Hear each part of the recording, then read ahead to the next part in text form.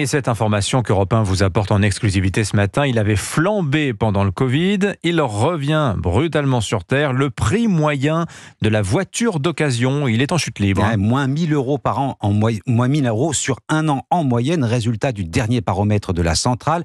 C'est encore plus spectaculaire pour les voitures électriques. La décote sur un an dépasse les 5000 euros.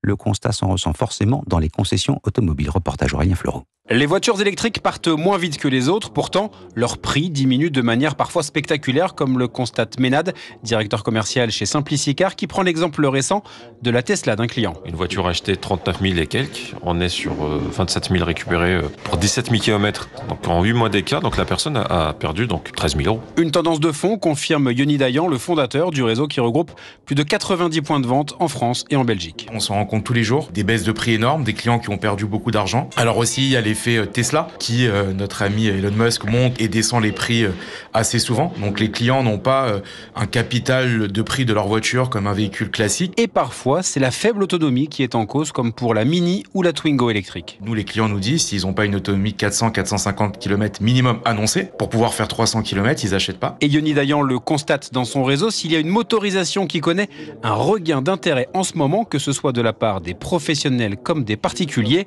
c'est le bon vieux diesel. Un reportage Aurélien Fleureau du service économie d'Europe 1.